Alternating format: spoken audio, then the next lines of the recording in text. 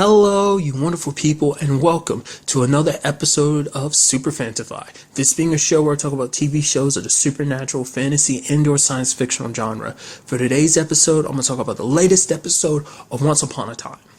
So where do I start? Okay, so basically this entire episode revolves mainly around Belle and Rumpelstiltskin. Still trying to get the plan of like, hey, she has her son, gives birth to him, and then he uses the shears to cut his the string of fate connected to him. What I find very interesting is how it looks. Is basically a red string and whatnot. To me, like, I don't know whether it's from an anime or a cartoon, regular cartoon or something, like, but it was something I remember that being a thing. Like, I thought that was kind of like between lovers, like a red string. Basically, it ties around your pinkies and it connects you and the person that you're in love with or destined to be with. It's like you're forever bound together by that. Maybe it's kind of a similar concept. I mean, obviously I know about the strings because of the Sisters of Fate, which they haven't popped up in this. I mean, I only know about them because of Hercules, which is kind of tied to like the whole like Disney property and everything like that. So we know Hercules is, well, he was in the underworld till he went to Mount Olympus with Bay. So I'm wondering, like, have we met the Sisters of Fate? I don't think we have we?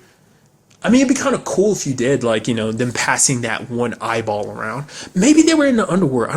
I don't remember them being in the underworld. You would think out of anywhere that's where they'd be, because I'm basing on my, you know, I'm not that well versed in Greek mythology. I'm kind of only, you know, little bits here and there. Plus, you know, a lot of it's filled in by either God of War or the Hercules movie / TV show, the animated one. I don't remember the actual live action with Kevin Sorbo as that much, but nevertheless, I'll book here. Nevertheless, moving on. What I found very interesting in this episode is the whole, like, the fact of the matter is why Rumpel's doing the thing he's doing, because to him, he's coming to realization, at least this is how he realizes, it's like, he has nothing else to go for himself, that at the end of it, like, he knew from the very beginning. He told Belle, like, I'm going to be a very difficult person to love. But now he's thinking, like, he's kind of giving up on himself. He's kind of like, I'm not someone who can be loved. Maybe it's impossible for him. And that's why he wants to do this. He wants to make it so that it's like, hey, at the very least, I have a second chance with my son. I might not have one with you, Belle, but I have a second chance with my son. But she's like, if you do this, Rumpel, you'll lose me forever, you know? Because there is a price to pay with every, you know, not just actions, but usual magic, you know, related stuff. It's like, there's always a price to pay. And it's like, the price to pay for this would be losing her forever. And it's like, is he willing to pay that price? Which kind of ties into the whole, like, evil queen situation. He's still pressuring the evil queen into killing Zelena, which she actually attempts to do, which I was like, I was not actually expecting her to do that. And once again, actually, I was kind of hoping I was getting my fingers crossed, and then it happened. Regina saves her by taking her own heart and squeezing it, and be like, the evil queen's like, there's no way you'd actually do it. She's like, try me. She squeezes it harder, and it's like, no matter what they've been through, the fact is that is still her sister, so she would protect her. She kind of points out some stuff that I think is kind of interesting. It's like, well, for one, it's like, obviously, it's like, you don't realize that Rumpel's just using you, because the fact of the matter is, it should have been obvious to the evil queen, because it's like, he will always love Belle. No matter how twisted his love is, he still legitimately loves her. That everything he does, even working with her, is a means to an end to, you know, with him and his son. You know, it just, you know, she's just a means to an end. Like, he doesn't have that emotional connection to her like he does with Belle. So it's kind of like, you know, Regina's kind of like, why can't you see that? She's like, and then Regina looks at it, thinks about it, she's like, you're like me back in the day. You're trying to fill that empty hole in your heart, because it's like, even with revenge, Rumpel kind of got to you with love, quote unquote love, because that's something we're missing, because revenge isn't enough. You needed to kind of fill that hole in your heart, which is something like Regina kind of had to do, because Blue was the one that kind of introduced the whole concept of finding her new love, you know, the whole tattoo that Robin has and everything, but obviously it didn't pan out or whatever, but that was kind of the thing. And, you know, basically the evil queen's kind of in a similar situation of, like, she's trying to feel like, you know, because that's the thing, like, revenge will only get you so far, because it won't fill that hole in your heart. It won't fill that gap in you, that feeling of incompleteness. You know, you still feel empty on the inside, and it's just kind of like, which, like I said, you kind of feel bad for the evil queen in that sense, because it's like, I don't know. It's just, you could see that there was a part of her that really wanted that with Rumpelstiltskin of like there to be something because she was attracted to him because there's always been something there between them, but Regina never acted upon it, and the evil queen kind of did, and it was kind of like, hey, she felt like there was because someone who's kind of like her, a villain that basically does what they want. Plus, he's always been a mentor to her, so it's like obviously like she feels something towards him, and to find out that maybe it wasn't all real makes her a little spiteful, like angry, and rightfully so. I mean, kind of learning that it was just all kind of a act to him. Like I said, he really didn't care about her that much. It was just kind of a means to an end. I mean, it's almost like someone who just got because basically she was legitimately a rebound because it's like things were falling apart with Belle, and she was kind of there, and it's kind of sad that she gets treated that way. But what I find most interesting about the whole situation, because Lena's like, oh, thank you for saving me, sis, and everything. And then Regina was like, actually, I actually saved you by accident. I actually was here, actually going to steal some stuff from me. She's like, oh, you want to steal from me? Really? And she's like, well, I couldn't necessarily come ask you now, could I? She's like, well, the fact, I don't get it. She's like, why are you still so mad at me and everything? And she's like, Robin. She's like, yeah. She's like, I mean, what do you want me to do? She's like, I apologize over and over again. And Regina was like bluntly saying, like, the fact of the matter is, I can pity you, I can save you, but one thing I can never do is forgive you, because she's also saying, like, as a hero, that's what heroes do. They save people, they protect people, no matter how much wrong they've done upon them, which is kind of like, she knows from firsthand experience of being saved, the Charmings and every other hero kind of coming together to help her, save her on occasion, even after everything she's done, but she's outright saying like she could never forgive Zelena for what happened with Robin, which it wasn't necessarily her fault. It was Hades. He used and manipulated her. But I guess for Regina, it's like the fact of the matter is you couldn't trust me as your sister to believe that I was trying to do the right thing, telling you that this guy was just using you and manipulating you, that he was a bad guy. You were, I guess in her ways, it's almost like you were so caught up in your own selfishness, your need to be loved by someone, that it ended up causing me to lose the person that I love, so, which it kind of leaves them in that state where they're just kind of like, you see Zelena a little heartbroken about it, because it's like now she's back to having nobody. At least when it came to the Evil Queen, she had the Evil Queen, which I'm so surprised, like, the Evil Queen would do it. Like, there's a part of me that's like, I was like, the moment she shut up, I was like, ooh, and she's like, you should put the baby down. I was like, oh God, it's come to this. She would have legitimately killed her if Regina hadn't shown up. And it's like, the fact of the matter is you have someone there who loves and cares for you, but because it's not, it's because it could compromise what you're aiming for, your happy and not really your new beginning with Rumple. It's sad that it works out like that. I mean, because another sad truth of the matter is, because we do know that she could never have children because she did that to herself just to spite Cora. So she could never actually have children. And that just kind of, like, that life will never 100% be complete. I mean, granted, she will always have Henry in her mind. The Evil Queen will. I mean, even though, like, Henry will always side with Regina. Like, he will always choose Regina over the Evil Queen. But I mean, the Evil Queen will obviously think of it kind of like, oh, he'll see the truth soon enough. So it's sad that she was willing to sacrifice someone who legit, like, Zelena chose her over Regina, but it didn't matter. And now she finds out, because she found out at the beginning of the season how Regina felt about it, that Regina still blamed her about the whole Robin situation. So that kind of already brought them apart. But it's like, even now to this point, it's like, that still hasn't changed. She still blames her. It's like, I will never forgive you. So it's like, at this point, she doesn't have anyone. She has her baby, and that's it. That's the only family she has. And maybe for now, that might be good enough, but it has to be hard seeing Regina off with the rest of her family, with the Charmings and Henry. It's like even though she lost Robin, she still has so much, and Zelena has nothing.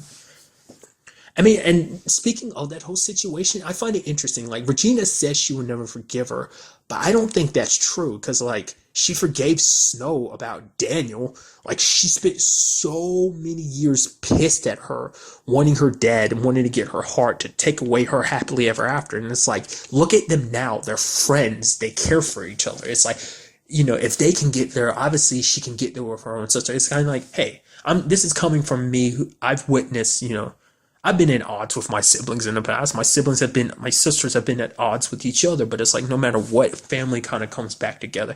And not just in this, I don't mean, because blood doesn't just dictate family, but you are family. And it's like, even with the ups and downs, like you're still there for each other because it's like that baby, Zelina's child, is still Robin. So it's like that makes, that brings you that connection. And plus the fact is she's your sister is just added more to it. Because the fact is her and Zelina like were close as children before Cora kind of wiped their memories of ever knowing each other. Like we found that out last season.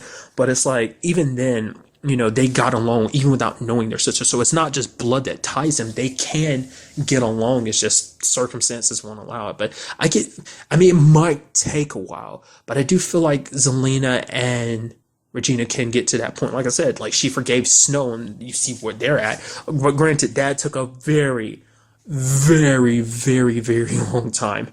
More than 28 years to get to that point. So there's no telling what will happen with Zelina, but I do hope for the best because it's like, when Zelina's in a position where she feels like she has nothing, it's kind of one of the moments I feel like her most dangerous. No telling where she'll go from here. So, a big part of this episode was like, like I brought up, the whole situation with Rumpel and Belle, because Belle ends up remembering a time back in the Enchanted Forest where Rumpel ended up picking up a baby. Now it seems like what was the point of this baby? Well, apparently this baby was meant to draw out the Black Fairy, because apparently there's a Black Fairy. Apparently she was good at one point, but then she kind of turned bad, and she basically takes children for what purpose? I don't know. Does she eat them? I don't know.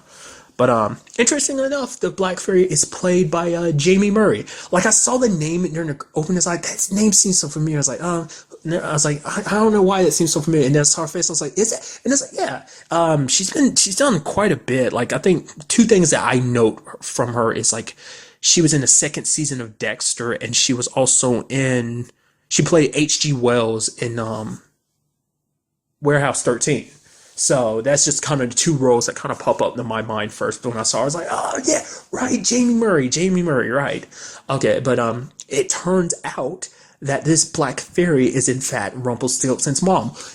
Legitimately never crossed my mind. I was like, right, your mom's never been brought up before. I mean, she's been brought up in reference, but it's like, this is our first time really getting like a look at her and everything, learning about. It's like, holy crap, because it's like, right, your mom's never really been brought up in that situation of like talking about her for an extended period of time. She's been referenced before, but man, that's crazy. Your dad ends up being Peter Pan, and then your mom ends up being a Black Fairy. It's like, just what I'm curious about. I mean, the way you make it seem, I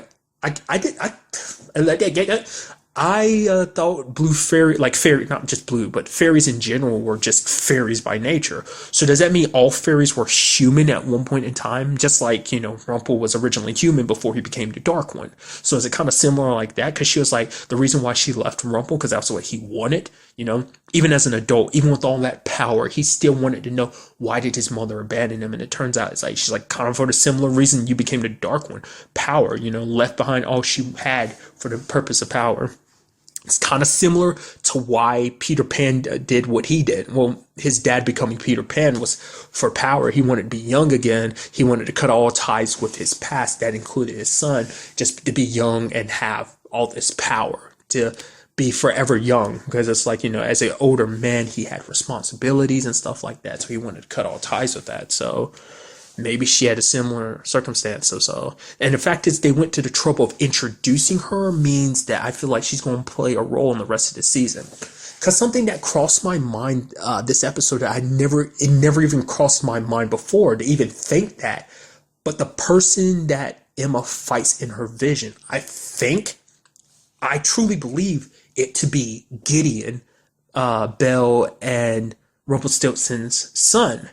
Because like he kind of wears a similar-ish robe in the dream. I mean, that could just be, obviously that could mean nothing, but it's just like, plus also the sword that the person fighting Emma uses, because she has a vision when she's in Gold's shop and they go back and they see that the sword he's using is actually there in Gold's shop. To me, like I start thinking about it, I was like, wait a minute, like the vision is like you're having it there. I was like, because basically the potion was used. It's kind of a similar thing that Emma kind of did when she sped up Zelina's pregnancy. It was kind of a similar thing to speed up Belle's pregnancy. The 9 months came, she gave birth to Gideon, but rather than leaving him there, because if Gideon's there, that means he'll always be at risk from Rumpel. So basically, Belle made, talking to Gideon inside of a dream, she made a sacrifice of being like, hey, Blue, take him away. And she's like, he also told her, don't forget the book. I was like, what book? I was like, oh, is this something connected to like trying to stop Rumpel? It's like, oh no, her favorite book, the one, Her Handsome Hero. And I was like, always read this to him, because in the dream he was like, I won't forget that you were there for me, Mom, that you're doing this for my sake, not for your own.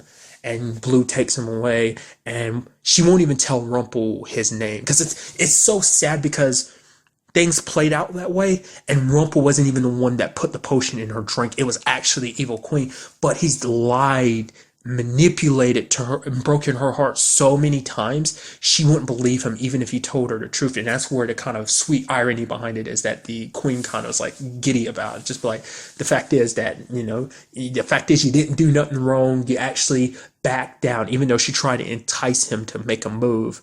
It was just to cause him pain, because it's like he kind of broke the queen's heart by using her, manipulating her, because it's like now the queen has nobody too. Because now that she turned on Zelina, and Zelina's still alive, and now she realizes like, oh, she tried to kill her sister for nothing because, Gold was just using her. So it's just kind of interesting that it played out that way. But currently in the back of my mind, I'm thinking Gideon might be the one. How that might be, well, it depends on where where Blue took him, because, depending on where you live, time moves very differently in different places. So wherever she took him, maybe like a couple months here is years wherever he is. Because I was thinking like, oh, because we got introduced to the Black Fairy before, I was like, oh, is she going to call his mom just to spite him and have her take him away? Taking Gideon away just to kind of mess with him that way. I was like, no. Because like I said, we still don't know exactly what she does when she takes the children away. I don't think they really discussed that, but it's like, like I said, I feel like she's going to play a part in all this because they went through the trouble of introducing her. Plus, she's the Darkroom's mom, so that's got to mean something. Just like Peter Pan ended up being his dad, the connections, they run deep.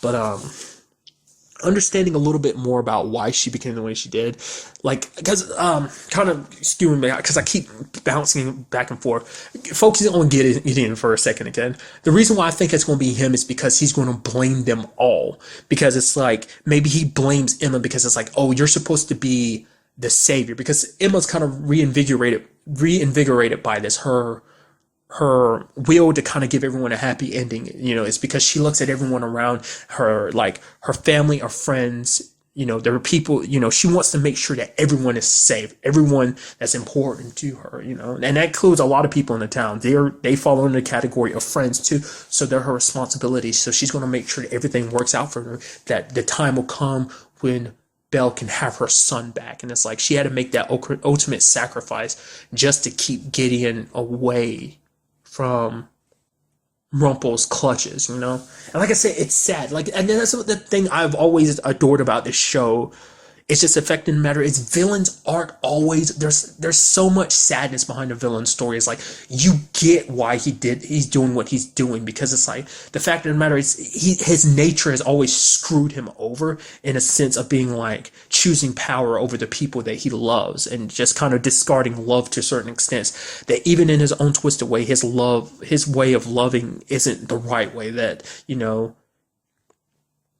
because for him, he will always choose power over love. And there was even one point in the past, he was kind of like, he wanted to have both. He would take both the power, keep the power, and have love. But at the end of the day, he can't. You can't have both. It's one or the other. So, and this decision, something that he didn't do, will cost him Belle. So Belle will never be on his side again. So, the queen kind of pushed it to that point where Belle probably won't even listen to him ever again, or trust him or believe him. So he's kind of screwed on that apartment. But I feel like, getting back to it, Gideon is going to blame even Emma, being like, you're a savior, yet you couldn't save anyone. You couldn't save me. You kept me away from my mother. And it's basically so infused with rage that decides to kind of take it upon everyone. Or maybe the Black Fairy comes and takes him from Blue, and that's how things escalate. That's my current thoughts, because I'm like, who could be underneath the hood? Like, to me, that's got to be it. Because I truly don't believe it's, because it was in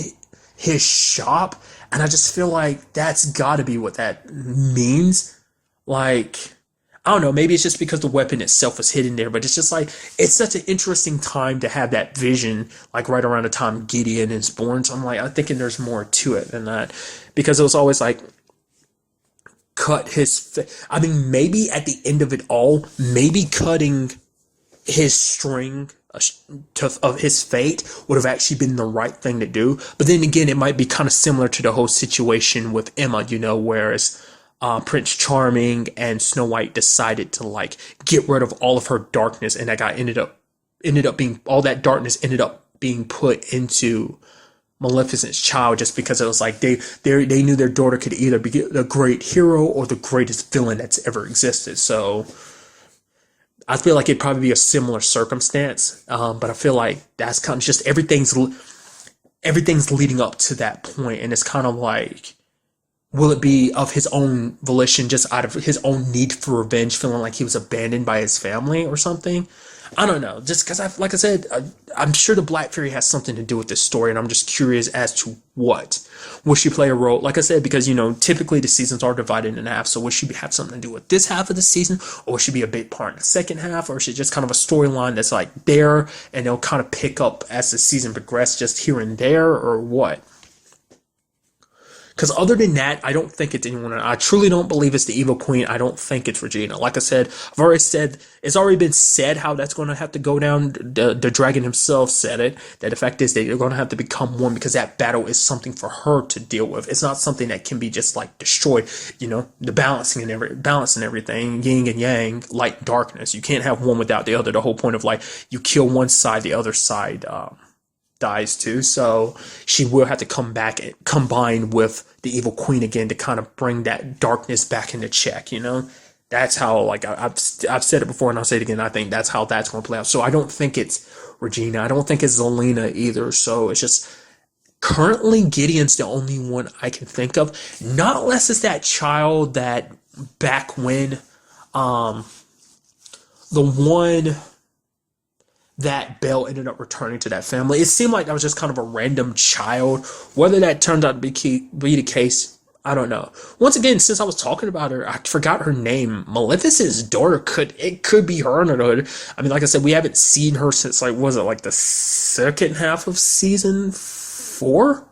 Like, that was the last time we seen her or Maleficent, so they could easily, if they decide to, like, story-wise, bring those characters back, I mean, it's like, because it feels like at some point her and Emma are going to have to cross blades, like in a serious battle, because she's the ultimate darkness versus Emma being the ultimate light, the ultimate savior. So I feel like their paths are going to have to cross. So it makes sense. Not unless this is like, hey, this is actually like a dark Merlin's back from the dead type of situation. I mean, I don't know. That's kind of another. I mean, they're kind of the more powerful people that come to mind and everything. But it's like, who else other than, the child of the Dark One, would be powerful enough to take on Emma? I mean, granted, she is at a disadvantage, but I mean, really, I guess we'll really get an answer soon enough. Because remember, the thing is, because it's kind of a similar, talking about something else, it's kind of a similar situation I'm thinking to Arrow.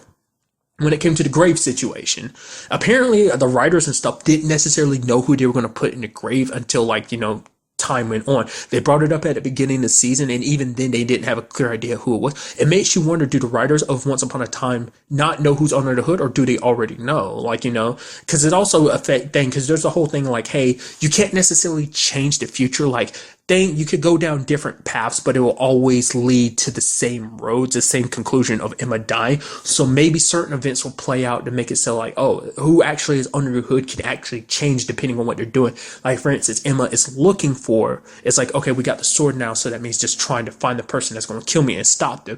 Maybe that's just going to make things, escalate things, or push things in a certain direction to create that path even further, escalate its creation or something, And then a kind of small story in this episode was kind of like, hey, we have that genie's lamp. but Jasmine was unsure of whether or not she should use it or not, because it's like there's always a price to pay with magic, especially when it comes to genies and stuff. They're kind of a little sly and everything. That's something I feel like never really came up in the movie, but that is something when you look at mythology for genies and other stuff. It's like, yeah, always, the key word, be careful what you wish for, because you would need lawyers on your side to kind of counteract the contingencies, not really contingencies, but the slight wordplay of like anything that might fall out from you wishing for something. They rub the lamp, but only 2 bracelets come out, so apparently the genie isn't there anymore.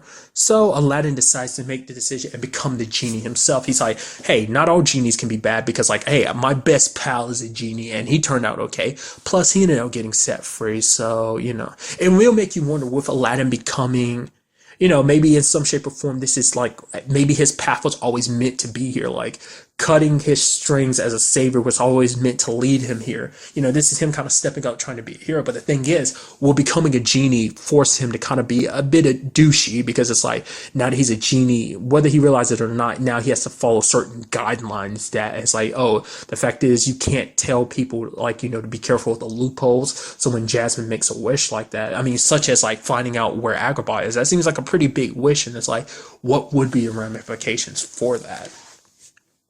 Like I said, for now, everything seems like it's tailored towards like finding out Emma. Like, but it makes you wonder like which storylines are going to eventually lead to the second half of the season. Which, I mean, granted, they can. So far, I'm curious, will this show do a Teen Wolf thing? Like I said, like like season 3 ended up being 2 separate seasons, which is usually how the show works. It just being like, yeah, the second half of the season tends to be built upon the first half. That's kind of how everything subsequently since season 3 has kind of been. So it's like 2 different stories put in the same season. Or will it be like season 5 of Teen Wolf, where it's kind of like the season was split into 2, but they are a continuation of the same story. So it makes you wonder, will they kind of change it up this season? Will they keep the formula the same? Just curious. Not like it's a bad thing either, or I'm just curious. So it just makes you wonder, like, where this is all going to lead. I mean, obviously, possibly to Emma's death, but the fact is, things aren't always as they seem. What Emma might be seeing, kind of bring it up in another show, Doctor Who, season 6, started off with the Doctor dying, so we kind of know how that all played out. I mean, if you've never watched Doctor Who, you don't know how it played out. I guess me mentioning that kind of says it's a bit of a spoiler, but nevertheless, it, kind of a similar circumstance that, without going into spoiler territory, maybe it could be a similar situation, not outright the same, because it's like, there's a whole thing to that, time travel and stuff that I'm not going to go too far into because of spoilers and everything, but maybe there's a situation kind of similar to that. I'll leave it at that. Once again, try not to spoil anything. So overall, very interesting episode, and I cannot wait to see where we go next episode. But really, that's all I want to talk about. Till the next time we meet, be happy, be safe, live life to the fullest, and enjoy it. Good day and goodbye.